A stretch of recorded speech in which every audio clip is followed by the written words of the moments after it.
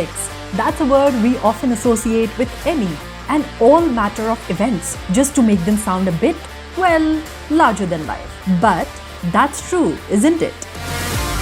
Olympics were, are, and most probably will continue to be one of the biggest celebrations of sports on our planet.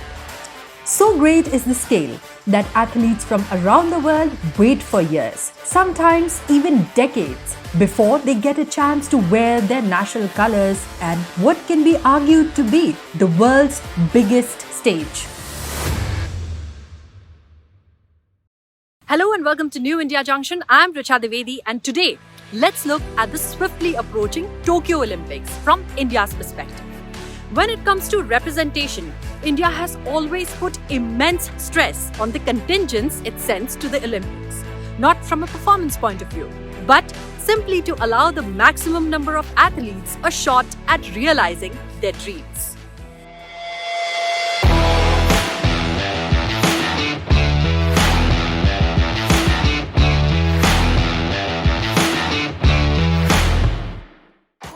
In the 2016 Rio Olympics, India fielded an expertly trained contingent with close to 118 athletes, the largest ever. This was the case in 2012 as well, with 81 representatives from India.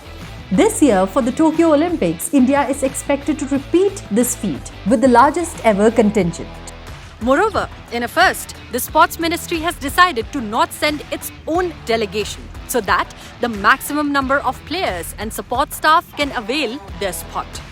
To someone like you or me, this might not be that great an initiative, but think of that young sports person training for hours on end through rain, sun and cold. Think of their joy when they learned that their government had decided to prioritize them. But that isn't all, actually. On the road to the Tokyo Olympics, many athletes have actually outdone themselves. Take the recent success of India's expert archer, Deepika Kumari. 3 gold medals, the world #1 spot, and the Indian colours on your shoulders. That must have hit different with just a month to go for Tokyo. In the same regard, there have been exceptionally motivational programs that have bolstered confidence and morale in India's sporting community. To succeed at the grandest stage of all, you need to be at the top. That's exactly what the Target Olympics Podium scheme does. Started by the Ministry of Youth Affairs and Sports in 2014, the top program is aimed at identifying potential athletes and providing them with best possible training to bring their technique to the Olympic standard. These players, that include the likes of PV Sindhu and MC Mary Kom, have been immensely successful in Rio in 2016 and also in the 2018 Commonwealth Games. Not to mention the 2 gold, 1 silver and 1 bronze medals at the 2016 Paralympic Games. But this would be lost without a significant ground or grassroots level presence, correct? That is exactly where Khelo India comes in, the flagship grassroots level hunt for sporting talent.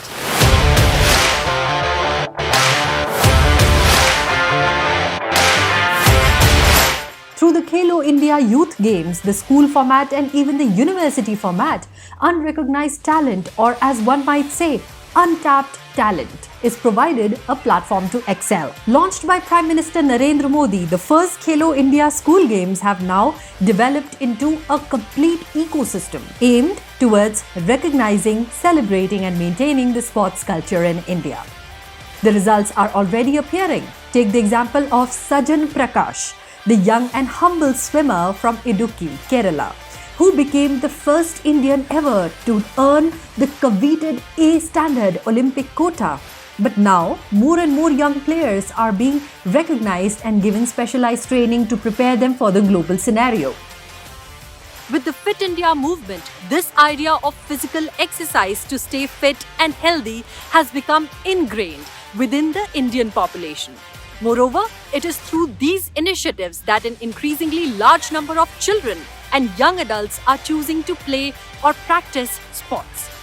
Olympic finalists like PV Sindhu and Union ministers like Kiren Rijiju, Rajyavardhan Singh Rathore and Prime Minister Narendra Modi himself, who have supported the Fit India movement vehemently, are one of the main reasons for its widespread popularity.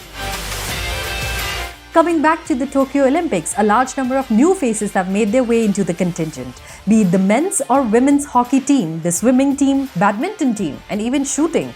The large number of youngsters, all of them eager and excited to be a part of the biggest proving grounds in the world, cannot be ignored.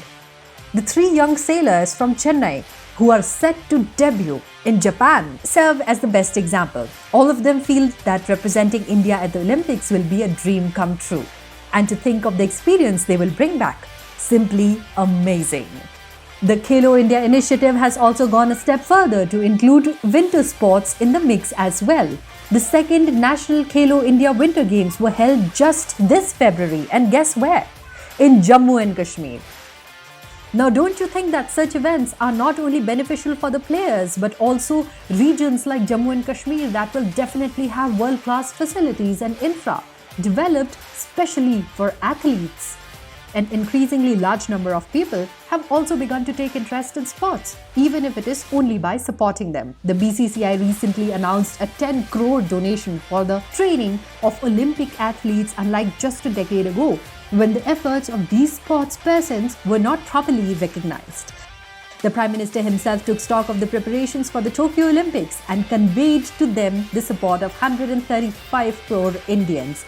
Offers from sponsors for Team India's kits have also poured in once our Olympic Association decided to drop the existing Chinese company, Li-Ning, that too as per the people's requests.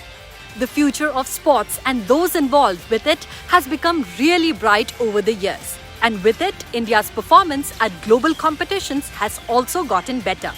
Going forward, as the opening for the Tokyo Games inches closer, we wish our contingent the very best and hope they enjoy every second of the competition. We will cheer for India. Dhanyavad and Namaste.